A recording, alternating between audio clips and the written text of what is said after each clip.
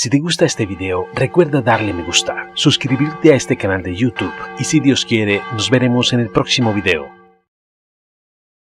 Testimonio del Padre Bischoff. María Simma nació aquí, en Santac, y pasó la mayor parte de sus 81 años en nuestra parroquia. Su modesto hogar se encuentra muy cerca.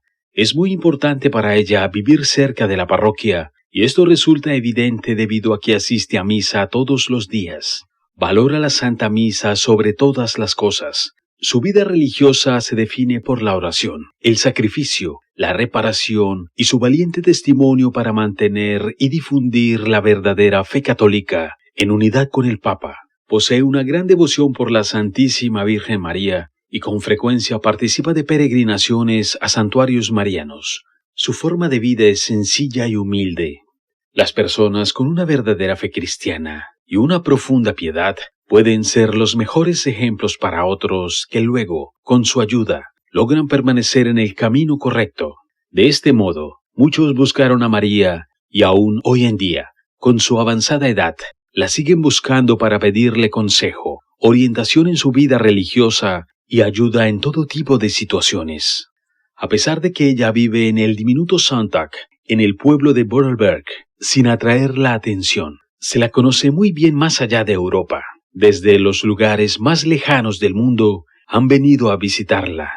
Son tantas las cartas que recibe y contienen una cantidad tan grande de intenciones y problemas que su habilidad para contestarlas todas a tiempo se ha puesto a prueba más allá de sus capacidades.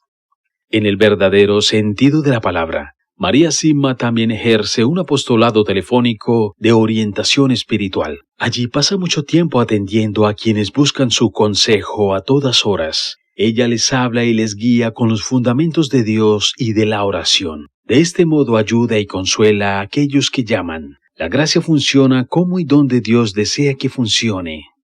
Padre Fridolin Bischoff, párroco de Santac, Vorarlberg, Austria, desde 1976.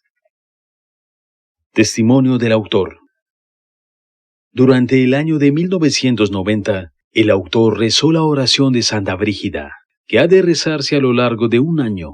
En el mes de septiembre de ese año, oyó hablar por primera vez de María Simma y de su sorprendente apostolado. El 30 de diciembre de 1990, el operador de información telefónica de Viena, Austria, le dio el teléfono de María. El 31 de diciembre, llamó a María por primera vez y en 2 extenuantes minutos le contó su historia reciente, a lo que ella respondió: «Comencé sofort, venga inmediatamente».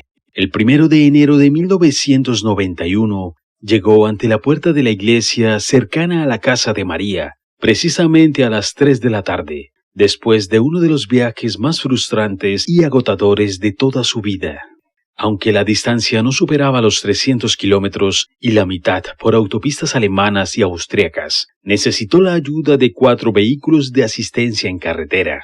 Tuvo que enfrentarse a 2 tormentas terribles y se le desintegró la cadena de una de las ruedas del coche. Al otro lado del mundo, justo en esos mismos momentos, su mujer, mientras conducía por una carretera que conocía bien, pasó por un trozo de hielo oscuro, perdió el control y se precipitó en una zanja. A la vez que destrozaba su Volvo, salió del accidente sin ni siquiera una simple cicatriz. En Santac, el autor entró en la iglesia, justo cuando comenzaba la adoración al Santísimo Sacramento. Tenía una buena idea de cómo sería María por las fotografías que había visto en un viejo libro que hablaba de ella y esperaba que estuviera allí. Así que pasó dentro y observó a cada una de las 15 mujeres o así que se encontraban presentes. No era una de ellas. Las mujeres rezaron el rosario, dirigidas por el sacerdote, y cantaban con entusiasmo en los intermedios. El sacerdote se arrodilló y mostró la custodia a los fieles. Después de la primera decena, dijo unas palabras, y lo primero que dijo fue: «Llamad y se os abrirá». El autor sonrió, dejó la iglesia y subió andando por la empinada calle hacia la casa de María, luchando contra la segunda terrible tormenta de ese día memorable. Era un poco más de las 3 de la tarde cuando llamó al timbre de María y ella le dijo que pasara en la primera de las que serían muchas visitas. Después de que María escuchara su historia, explicada con más profundidad, llevó al autor hasta la puerta de entrada y le señaló otro pueblo que se encontraba a unos 5 kilómetros al sur y al otro lado del valle de Santac. Allí, al lado de la iglesia, le explicó María, podría encontrar al único hombre que ella pensaba que podría ayudarle. Condujo hasta allí con la esperanza renovada en el corazón y rápidamente encontró el camino hasta él. 4 meses más tarde, volvió como conductor y traductor de un amigo cuyos socios habían hecho un cassette de audio para el mundo francohablante y pensaba que su deber era escribir un libro más extenso sobre María. Por ese motivo llevaba una grabadora en la mano, para comenzar, al principio involuntariamente, el largo camino y tan lleno de obstáculos que concluiría escribiendo este libro.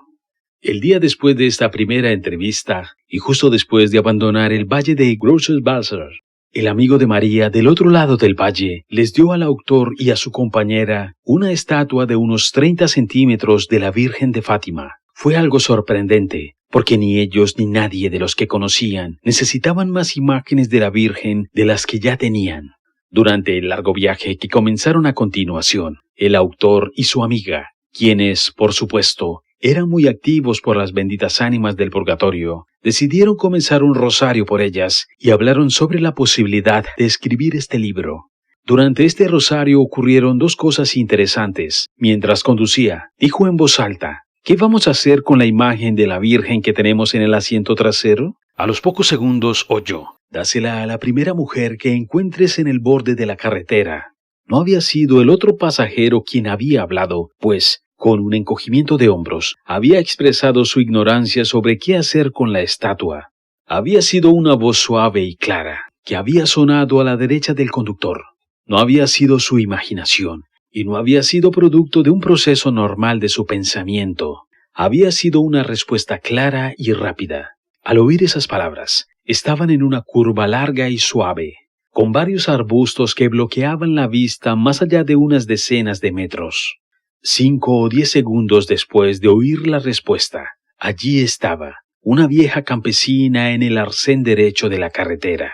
Sin decir nada al principio a su compañera, bajó un poco la velocidad y se quedó mirando a la mujer, pensando con curiosidad si estaba viva o era una bendita ánima. No tenía mucha lógica si necesitaba la imagen de la Virgen. Solo entonces comunicó a su amiga lo que había oído y ella gritó, «Da la vuelta, da la vuelta». Lo hicieron con rapidez y condujo hasta la anciana y bajó la ventanilla. Tendría 80 años o más y solo 2 dientes. Hablaba un dialecto demasiado fuerte para poder entenderse, pero tomó y abrazó a la Virgen mientras comenzaba a llorar y a reír simultáneamente.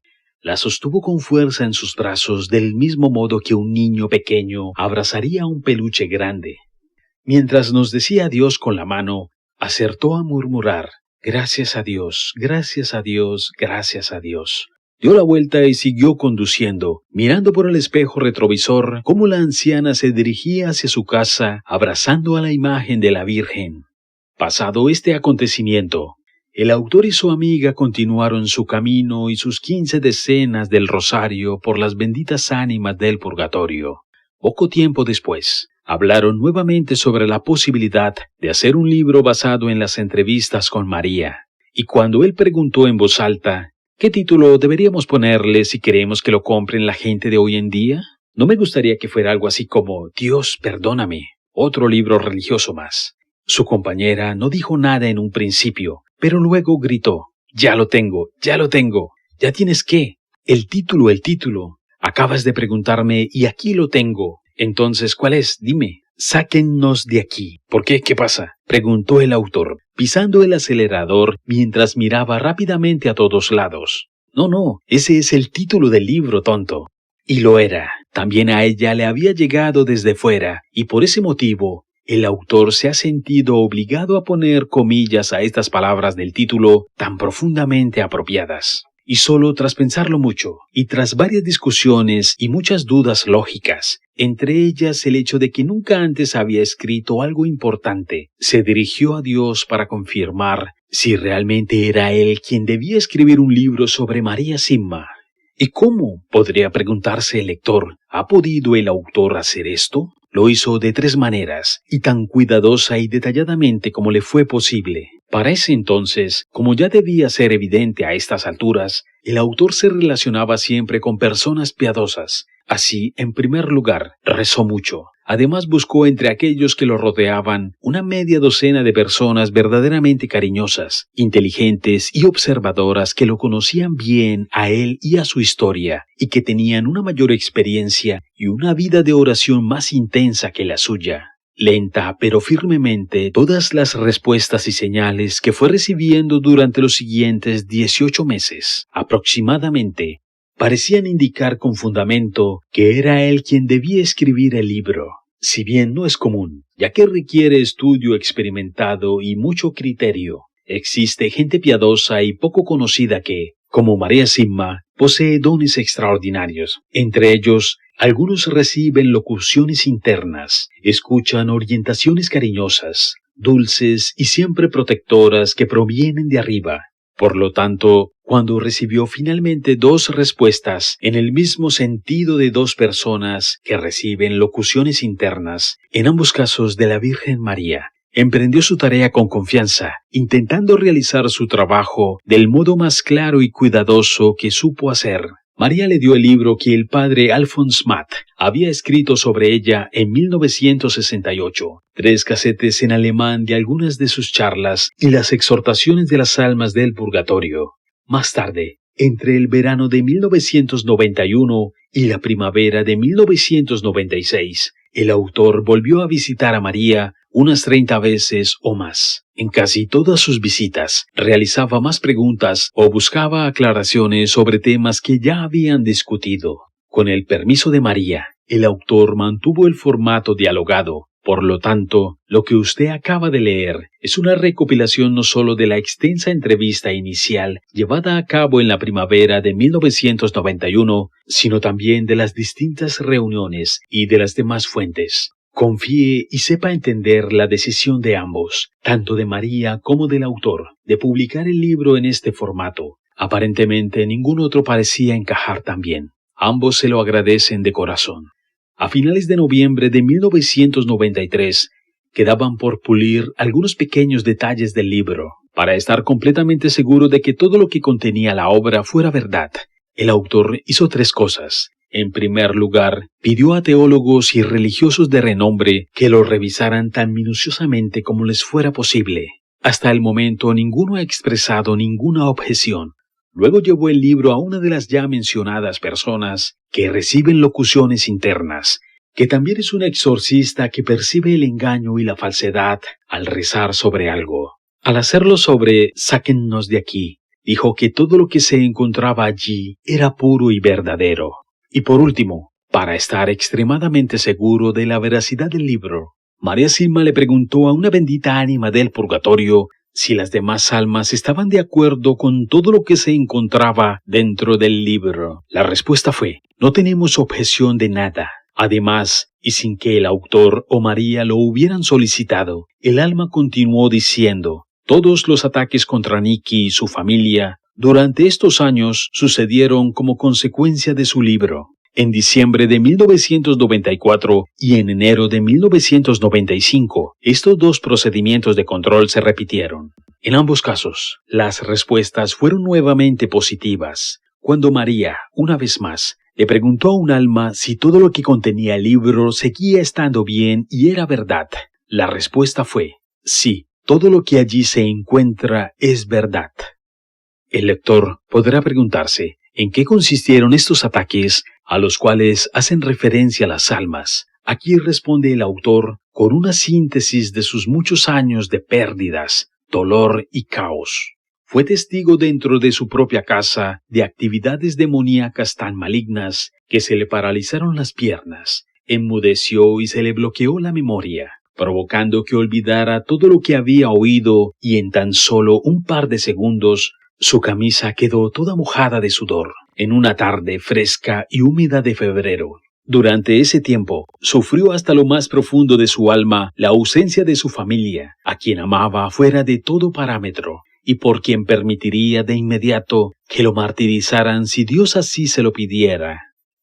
Un tribunal tramó una sentencia de divorcio en su contra bajo la cláusula de condiciones excepcionales, por la cual debió abonar el 120% del total del patrimonio que su familia poseía. Perdió su galería de arte de tejido antiguo, reconocida internacionalmente.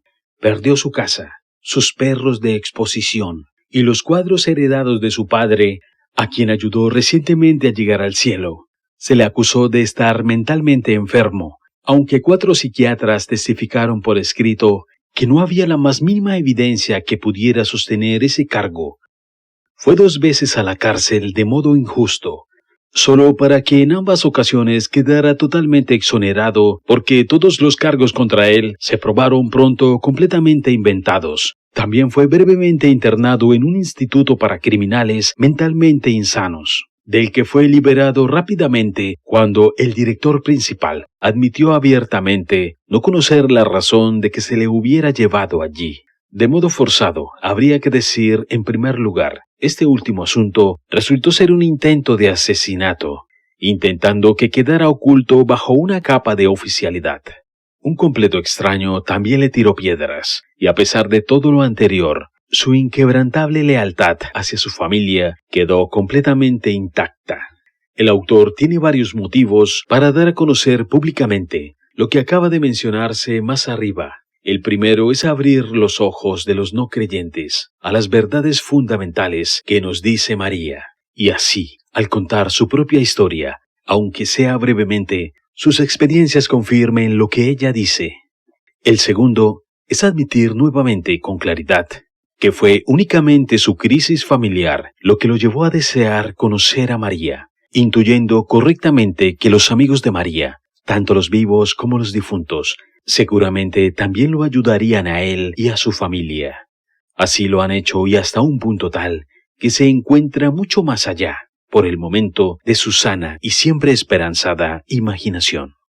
El tercero, pedir a todos los lectores que estén atravesando mayores o menores sufrimientos en el presente o vayan a experimentarlos en el futuro, que perseveren, que nunca pierdan la esperanza, que pongan todo en manos de nuestra Madre, sabiendo que, aun si no creen en Dios, todo volverá a estar nuevamente como debe estar, en paz.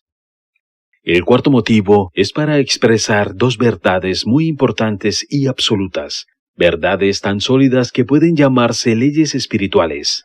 Son las siguientes. Dios responde a sus hijos siempre y cuando confíen en Él, y gracias a esta confianza, Dios puede hacer milagros a través de ellos.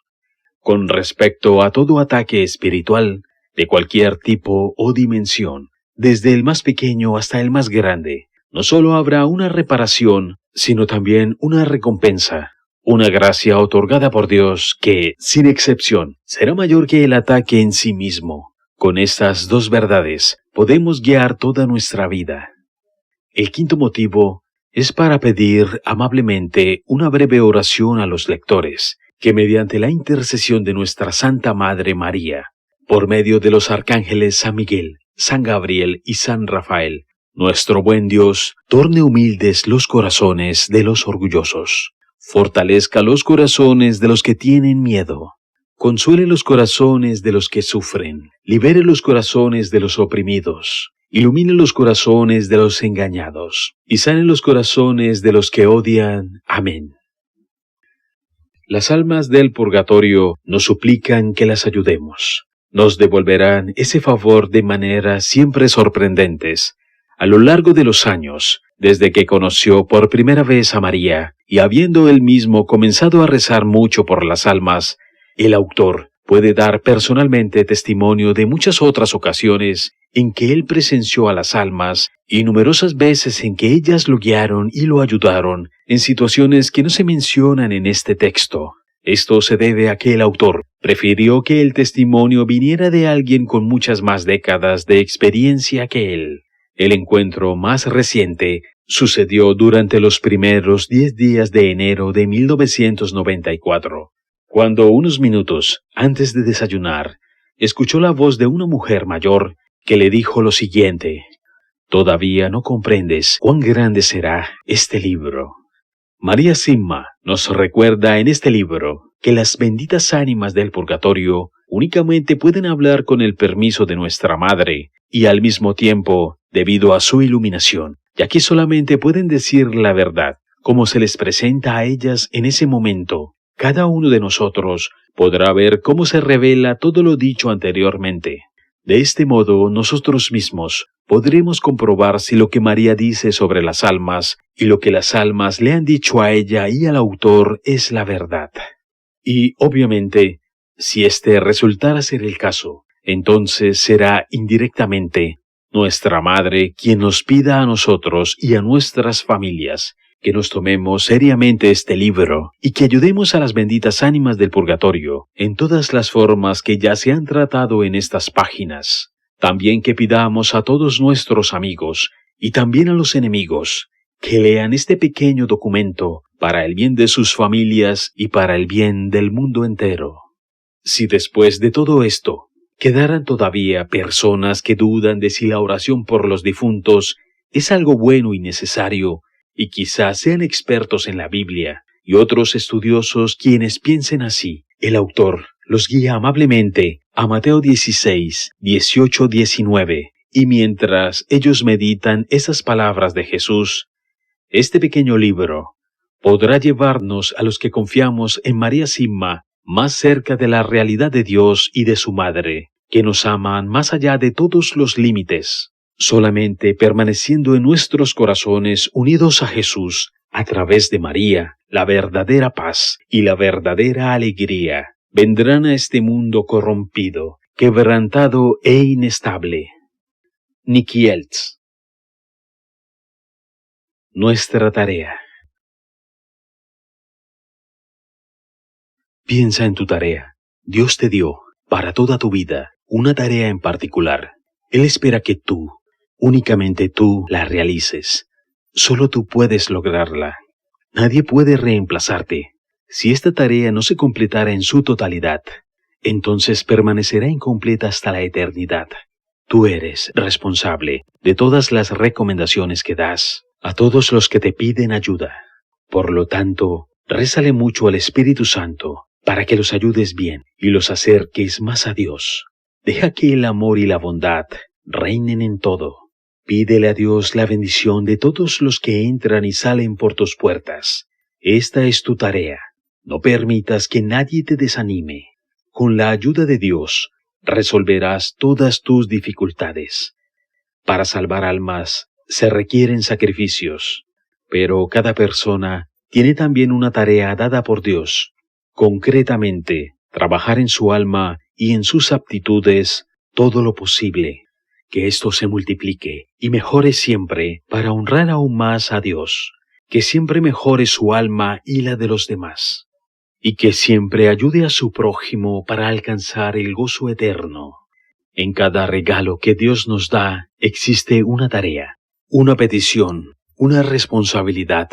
Agradezcamos a Dios por nuestra tarea y fijémonos si siempre la llevamos a cabo. No sabemos durante cuánto tiempo más deberemos cumplirla. Que todos cumplan su tarea con ganas. El amor de Dios nos acaricia en cada buen pensamiento y deseo que pasa por nuestra alma, en cada buena decisión de hacer el bien, en cada momento de felicidad que nos renueva, en cada empujón silencioso al amor que toca nuestro corazón, en cada sufrimiento que padezcamos, en cada palabra buena que escuchamos, en cada buen ejemplo que nos dan ganas de imitar, en cada elogio que nos hacen cuando lo merecemos, también en cada reto, en cada humillación, en cada prueba de paciencia, en cada falta de amor que debamos soportar. Por lo tanto, nunca debemos impacientarnos, porque en todo el amor de Dios nos acaricia. Debemos ver todo esto como gracias amables, de amor, que Dios con su gran misericordia nos envía, las cuales debemos reconocer y utilizar, o que por las cuales, por lo menos, debemos estar agradecidos. Todo sirve para mejor si verdaderamente amamos a Dios. Debería escribir y difundir estas instrucciones y enseñanzas. Muchos cosecharán mucho bien de ellas y darán gracias a Dios por siempre Y si solo multiplicara las gracias para la santidad de una sola alma, entonces su trabajo habrá sido válido. Por lo tanto, trabaje mientras aún pueda hacerlo. Estas exhortaciones me las dictaron las benditas ánimas del purgatorio. Sostengo que son muy importantes y que deben tomarse con seriedad. Que el buen Señor nos dé su bendición para que sirvan a aquellos que las lean, las practiquen con el corazón y les conduzcan al gozo eterno.